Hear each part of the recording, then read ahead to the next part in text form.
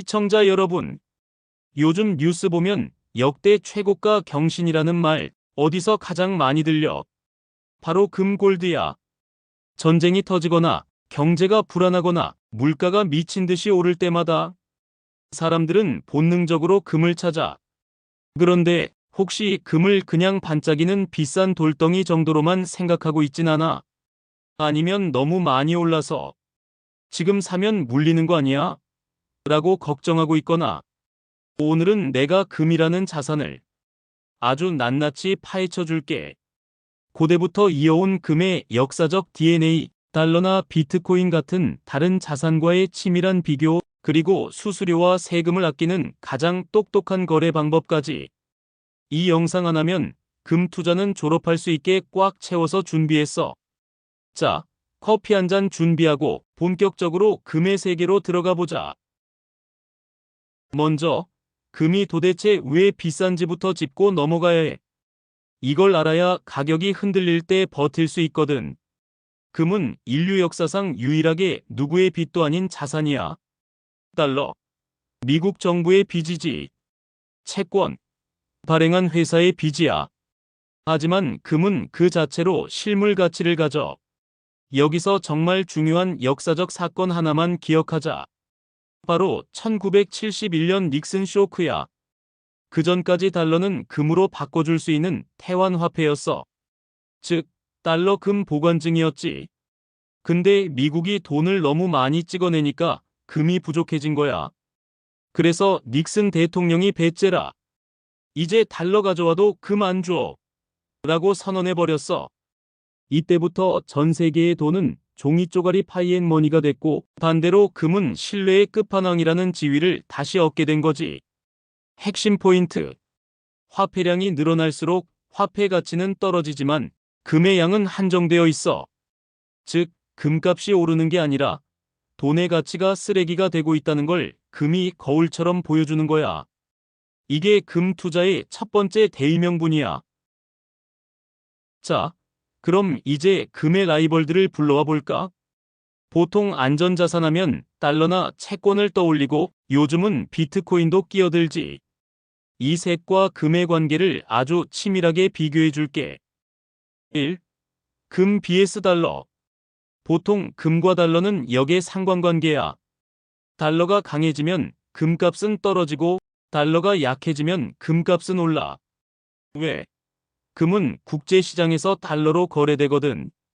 달러 가치가 비싸지면 다른 나라 사람들이 금을 사기 부담스러워서 수요가 줄어들어. 하지만 최근엔 이 공식이 깨지기도 해. 전쟁 같은 큰 위기가 오면 달러도 오르고 금도 같이 오르는 공포의 동반 상승이 나타나기도 하니까 주의해야 해. 금 vs 미국 국채. 이게 진짜 전문가 레벨의 분석이야. 금의 가장 큰 적은 누굴까? 바로 실질 금리야. 금은 이자를 주지 않아. 배당도 없어. 그냥 가지고만 있는 거야. 반면에 채권은 이자를 주지. 그래서 은행 이자 금리가 물가 상승률보다 훨씬 높으면 사람들은 금을 팔고 예금이나 채권으로 이동해. 반대로 물가가 너무 올라서 은행 이자 받아봤자 손해다. 실질 금리 마이너스, 그럼 이자 없는 금이 훨씬 매력적인 자산이 되는 거야. 3. 금 vs 비트코인. 요즘 비트코인을 디지털 금이라고 부르지. 둘 다 발행량이 한정되어 있다는 공통점이 있어. 하지만 결정적인 차이는 역사성과 변동성이야. 금은 5,000년간 검증됐지만 비트코인은 아직 10여 년밖에 안 됐어. 비트코인은 성장주처럼 움직일 때가 많아서 진짜 경제 위기가 닥쳤을 때 금만큼 확실한 방어막이 되어줄지는 아직 의견이 갈려.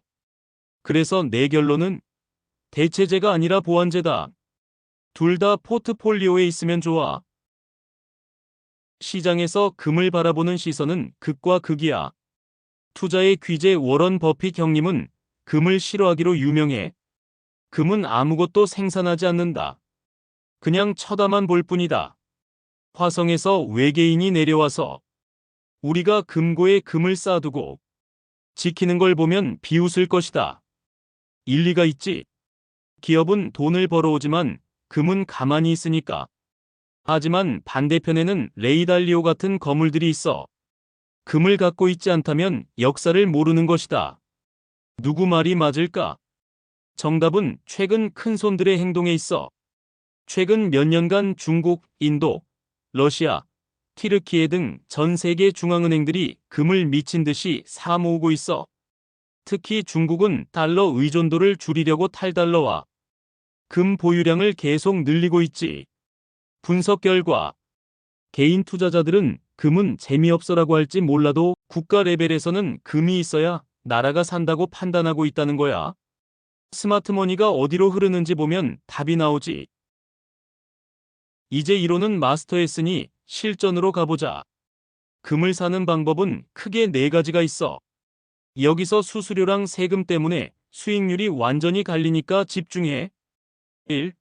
실물 금 골드바. 장점. 집에 두면 든든함. 전쟁 나도 들고 튈 수 있음. 치명적 단점. 살 때 부가세 10% 내야 함. 수수료도 비쌈. 즉, 사자마자 마이너스 15% 손실 보고 시작하는 셈이야. 증여 목적이 아니라면 투자용으론 비추천. 2.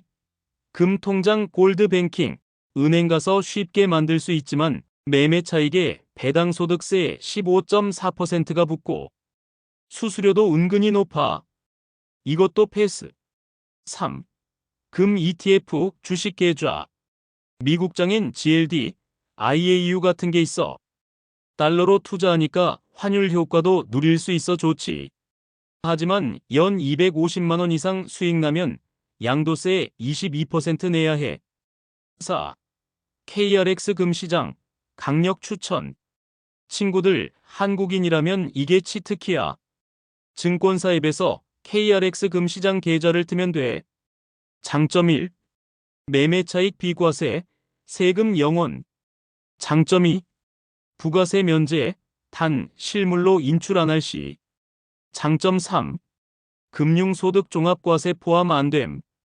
주식처럼 1g 단위로 사고 팔 수 있는데 세금 혜택이 압도적이라. 투자 목적이라면 무조건 이걸 1순위로 추천해. 자, 오늘 긴 이야기 정리해보자. 금은 인류 역사상 유일하게 신용 위험이 없는 진짜 돈이다. 금리는 금의 적이지만 불안과 인플레이션은 금의 친구다. 중앙은행들이 금을 쓸어 담고 있다. 한국에서 투자할 거면 KRX 금시장이 세금 면에서 가장 유리하다. 친구, 금 투자는 주식처럼 대박을 노리는 게 아니야. 내 자산이 무너질 때 나를 지켜주는 보험이자 현금 가치 하락을 막아주는 방패야. 포트폴리오의 10%에서 15% 정도만 금으로 채워둬도 밤에 발 뻗고 잘 수 있는 든든함이 생길 거야. 오늘 영상이 도움이 됐다면 구독과 좋아요 한 번씩 부탁하고 궁금한 점은 댓글로 남겨줘. 다음에도 돈이 되는 찐 정보로 돌아올게. 감사합니다.